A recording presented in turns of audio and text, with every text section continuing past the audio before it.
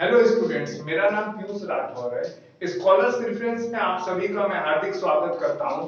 आज हम यहाँ क्लास 10 का first chapter chemical reaction and equation के बारे में पढ़ेंगे। इस लेसन में हम लोग जानेंगे कि केमिकल रिएक्शंस क्या होते हैं, हमारे चारों तरफ केमिकल रिएक्शन किस प्रकार के होते हैं जिनको हम जानते भी नहीं है, और साथ ही साथ पढ़ेंगे कि केमिकल रिएक्शन की कैरेक्टरिस्टिक क्या होती है, यानी किस तरह से हम लोग जान सकते हैं कि कोई भी केमिकल रिएक्शन हो रहा है अथवा होता है। इसके अलावा केमिकल इक्वेशंस के बारे में जानेंगे, केमिकल इक्वेशन को बैलेंस करना जानेंगे, और टाइप्स ऑफ केमिकल रिएक्शन के बारे में जानेंगे। तो बने रहिए इस वीडियो तक। आइए सबसे पहला टॉपिक हम बात करते हैं केमिकल रिएक्शंस के बारे में। What is chemical reaction? Chemical reaction होता क्या है? इसे हिंदी में रासायनिक अभिक्रिया कहते हैं। रासायनिक अभिक्रिया। रासायनिक अभिक्रिया केमिकल रिएक्शन वह रिएक्शन होता है जिसमें कोई भी नया सब्सटेंस बनता है नए प्रॉपर्टीज के साथ, यानी कि जब दो या दो से अधिक अलग अलग सब्सटेंस आपस में मिलते हैं, चाहे वो गैस हो, चाहे वो सॉलिड हो, चाहे वो लिक्विड हो, और मिलने के बाद एक नया प्रोडक्ट बनाते हैं जिसकी अपनी एक नई फिजिकल और केमिकल प्रॉपर्टीज होती है। उसे हम क्या बोलते हैं? केमिकल रिएक्शन बोलते हैं। आइए इसको एग्जांपल के हिसाब से समझते हैं। जैसे मान लीजिए हाइड्रोजन है, और इस हाइड्रोजन में जब हम लोग ऑक्सीजन के साथ रिएक्ट करते हैं, ये हाइड्रोजन है, और हाइड्रोजन के साथ जब ऑक्सीजन के साथ रिएक्ट करते हैं तो हमें H2O यानी कि वाटर प्राप्त होता है। जैसा कि हम देख रहे हैं, ये हाइड्रोजन एक प्रकार का गैस है, उसी तरह ऑक्सीजन एक प्रकार का गैस है, और ये दोनों गैस होने की वजह से हाइड्रोजन और ऑक्सीजन इन दोनों की फिजिकल और केमिकल प्रॉपर्टीज अलग होगी, और नए सब्सटेंस के रूप में हमें क्या मिल रहा है? वाटर मिल रहा है। वाटर एक कलरलेस लिक्विड अथवा ट्रांसपेरेंट लिक्विड होता है।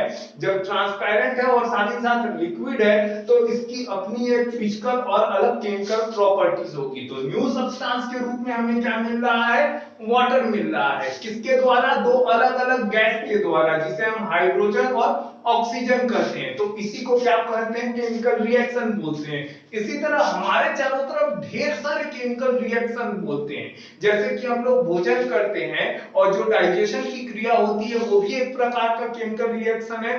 कार्बन जब जलता है या कोई भी सब्सटेंस, जितने भी कार्बनिक सब्सटेंस होते हैं जैसे पेट्रोल, डीजल, फ्यूल के रूप में, ऑक्सीजन वगैरह, और भी जितने सब्सटेंस जब जलते हैं तो जलने के बाद क्या होता है? कार्बन डाइऑक्साइड गैस निकालते हैं। तो ये भी क्या हुआ? एक प्रकार का केमिकल रिएक्शन हो गया। इसके अलावा फलों का पकना, रिपनिंग ऑफ फ्रूट्स, ये भी क्या हो गया? एक प्रकार का केमिकल रिएक्शन हो गया। तो हमारे चारों तरफ ढेर सारे अलग अलग प्रकार के केमिकल रिएक्शंस होते हैं। इसके आगे जानेंगे कि केमिकल रिएक्शंस में कौन कौन सी चीजें होती हैं जो कि काम करती है। आइए इसके आगे हम बात करते हैं केमिकल रिएक्शन में अलग अलग होने वाले पार्ट्स की। सबसे पहले हम बात करेंगे रिएक्टेंट और प्रोडक्ट के बारे में। What is reactant? ऐसे सब्सटेंस जो किसी भी केमिकल रिएक्शन में भाग लेते हैं। अभी मैंने आपको एक एग्जांपल दिया है, जिस एग्जांपल में क्या था? हाइड्रोजन ऑक्सीजन के साथ रिएक्ट कर रहा था और रिएक्ट करके वाटर बना रहा था। तो हाइड्रोजन और ऑक्सीजन क्या हो गया? हमारा रिएक्टेंट हो गया।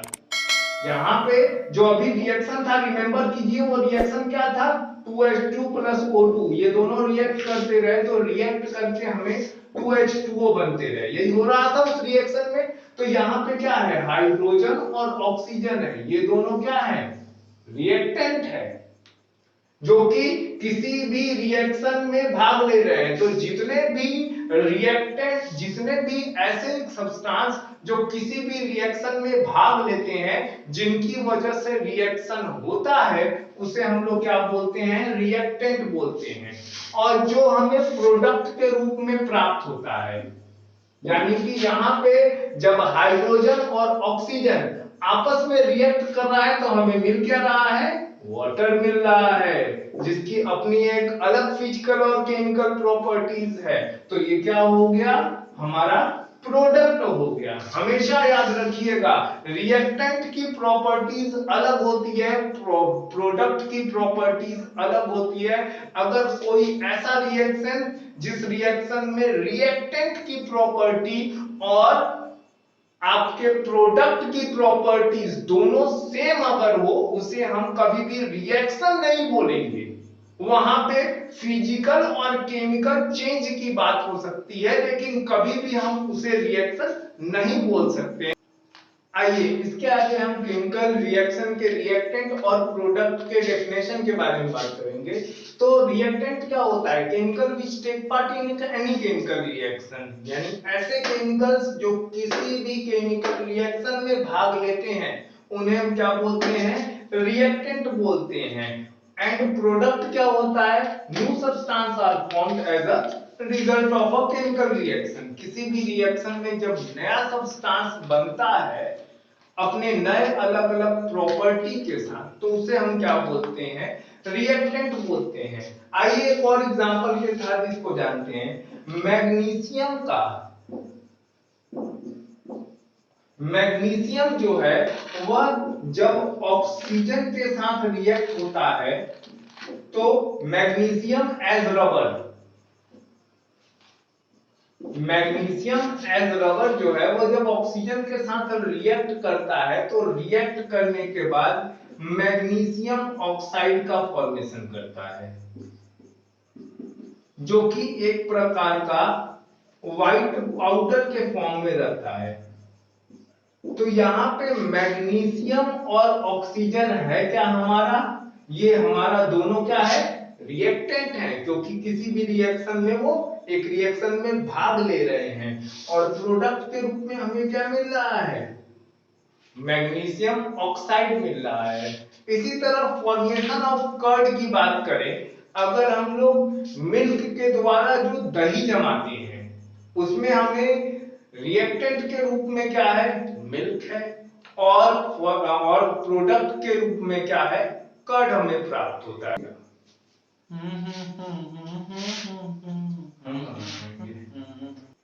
आइए इसके आगे हम लोग जाने कैरेक्टरिस्टिक ऑफ केमिकल रिएक्शन के बारे में, यानी कि केमिकल रिएक्शन के क्या क्या लक्षण होते हैं, अथवा हमें किस प्रकार से देख करके ये पता।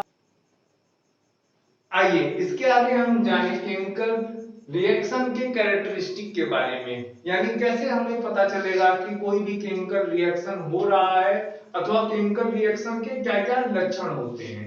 तो केमिकल रिएक्शन के कुल 5 कैरेक्टरिस्टिक होते हैं। पहला, इवोल्यूशन ऑफ गैस, कोई ना कोई गैस रिलीज जरूर होता है। दूसरा, फॉर्मेशन ऑफ प्रिसिपिटेट, प्रिसिपिटेट के फॉर्म में कुछ ना कुछ जरूर बनता है। अब ये प्रिसिपिटेट होता क्या है?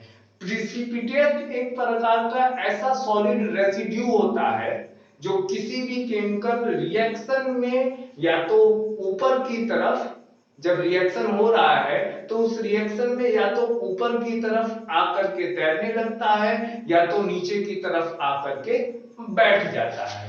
तो फॉर्मेशन ऑफ प्रिसिपिटेट, किसी ना किसी कोई ना कोई प्रिसिपिटेट जरूर बनता है। इसके बाद चेंजिंग कलर, जो प्रोडक्ट के जो रिएक्टेंट के कलर्स हैं और प्रोडक्ट का जो कलर है उनमें चेंज हो जाती है। इसके अलावा चेंज इन टेम्परेचर, टेम्परेचर में चेंज आ जाती है, या तो टेम्परेचर बढ़ जाता है या तो टेम्परेचर घट जाता है। और चेंज इन स्टेट, स्टेट में परिवर्तन हो जाती है, आइदर सॉलिड टू लिक्विड और लिक्विड टू गैस, या फिर सॉलिड से गैस भी, तीनों तरफ से। तो ये सारे पांचों कैरेक्टरिस्टिक में से कोई ना कोई कम से कम एक कैरेक्टरिस्टिक होना जरूर है, तभी उसे हम क्या बोलेंगे कि केमिकल रिएक्शन वहां पे हो रहा है। तो ऐसा जरूरी नहीं है कि पांचों ही कैरेक्टरिस्टिक हर एक रिएक्शन में होते हैं। एक या एक से दो अथवा 3 कैरेक्टरिस्टिक भी होते हैं, लेकिन कुछ ऐसे रिएक्शंस भी होते हैं जिनमें पांचों कैरेक्टरिस्टिक देखा जाता है। तो आइए हम इसको और अच्छे से समझते हैं कि कैरेक्टरिस्टिक कैसे होता है। आइए इसके आगे हम अपने फर्स्ट टॉपिक की तरफ बढ़ेंगे, इवोल्यूशन ऑफ गैस। किसी भी केमिकल रिएक्शन में गैस कैसे इवोल्यूएट होता है, गैस कैसे निकलता है। जैसे मान लीजिए जिंक जो है, अगर वह सल्फ्यूरिक एसिड के साथ रिएक्ट करता है, देखिए यहां पे रिएक्टेंट के रूप में क्या है, जिंक और सल्फ्यूरिक एसिड है, तो प्रोडक्ट के रूप में दो चीजें बनती हैं। पहला जिंक सल्फेट और साथ ही साथ हाइड्रोजन गैस। तो यहां पे प्रोडक्ट के रूप में दो चीजें बन रही हैं, जिंक सल्फेट और हाइड्रोजन गैस, जिसमें से कि हाइड्रोजन गैस क्या होता है, इवेल्युएट हो जाता है।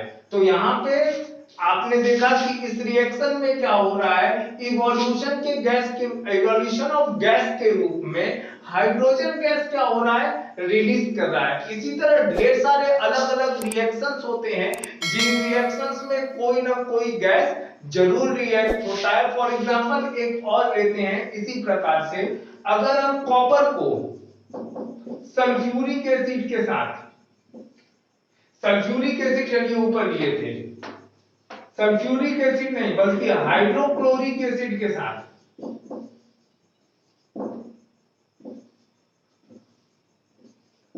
हाइड्रोक्लोरिक एसिड के साथ जब रिएक्ट करते हैं, तो रिएक्ट करने के बाद हमें कॉपर क्लोराइड और साथ ही साथ हाइड्रोजन गैस मिलता है। तो यहां पे भी देखा आपने कि हाइड्रोजन गैस क्या हो रहा है, रिलीज हो रहा है। तो किसी भी केमिकल रिएक्शन में मुख्यतः बहुत सारे ऐसे केमिकल रिएक्शन होते हैं जिन केमिकल रिएक्शन में गैस जो होती है वह निकलती है। इसके आगे हम चलेंगे अपने दूसरे कैरेक्टरिस्टिक के बारे में बात करेंगे, जो कि है फॉर्मेशन ऑफ प्रिसिपिटेट। मैंने अभी आप लोगों को बताया था कैरेक्टरिस्टिक बताने के शुरुआत में कि कुछ ऐसे रिएक्शंस होते हैं जिस रिएक्शन में रेसिड्यू के रूप में ऊपर की तरफ कोई न कोई प्रिसिपिटेट के फॉर्म में कुछ न कुछ रेसिड्यू बच जाता है, ये उसी को हम प्रिसिपिटेट बोलते हैं। आइए एक रिएक्शन के तहत हम समझते हैं, सल्फ्यूरिक एसिड जब भी बेरिलियम क्लोराइड के साथ रिएक्ट करता है, यहां पे सल्फ्यूरिक एसिड और बेरिलियम क्लोराइड क्या हो गया, रिएक्टेंट हो गए, और प्रोडक्ट के रूप में क्या बनाता है, बेरिलियम सल्फेट, बेरियम सल्फेट बनाता है। ये बेरियम सल्फेट जो है व्हाइट पीपीटी यानी कि प्रिसिपिटेट के फॉर्म में हमें प्राप्त होता है। तो हमने जाना कि इस रिएक्शन में क्या हुआ, जब सल्फ्यूरिक एसिड बेरियम क्लोराइड के साथ रिएक्ट हुआ, तो व्हाइट कलर का प्रिसिपिटेट जिसे हम बेरियम क्लोराइड कहते हैं वह बच गया। इसके आगे हम बात करते हैं अपने थर्ड कैरेक्टरिस्टिक के बारे में, जिसका नाम है चेंज इन कलर।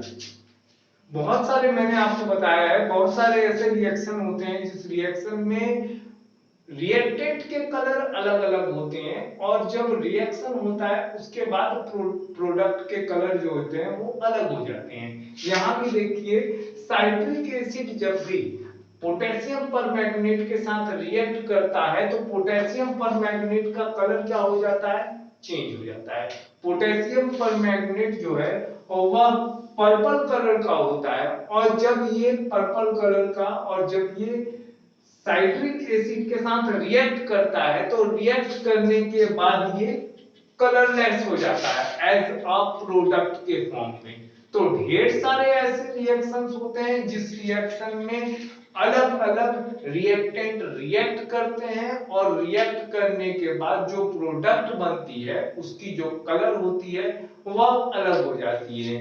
आप फॉर एग्जांपल अपने घरों में ही देख लीजिए, जब हम लोग चाय बनाते हैं तो चाय पत्ती, दूध, पानी, चीनी, ये सारी चीजें ढेर सारे इंग्रेडिएंट्स डालते हैं, और जो चाय हमारी बनती है वो प्रोडक्ट के रूप में वो रेडिश ब्राउन कलर की होती है। तो कलर चेंज हुआ ना, इसी को हम लोग थर्ड टॉपिक के अंतर्गत में यानी चेंज इन कलर के बारे में बात करें। आइए इसके आगे हम लोग अपने फोर्थ टॉपिक पे चलते हैं, जिसका नाम है चेंज इन टेम्परेचर। इसके आगे हम बात करते हैं चेंज इन टेम्परेचर की। बहुत सारे ऐसे रिएक्शन होते हैं जिसमें टेम्परेचर या तो इंक्रीज करता है या तो टेम्परेचर डिक्रीज करता है। तो ऐसे भी एक कैरेक्टरिस्टिक होती है रिएक्शन की, जिस रिएक्शन में किसी भी रिएक्शन में टेम्परेचर जो है वह चेंज करता है। फॉर एग्जांपल अगर हम बात करें कैल्शियम ऑक्साइड, जिसे क्विक लाइम के भी नाम से जाना जाता है, ये कैल्शियम ऑक्साइड जो है वाटर के साथ जब रिएक्ट करता है तो रिएक्ट करने के बाद स्लेक्ट लाइम के रूप में कैल्शियम हाइड्रोक्साइड बनाता है।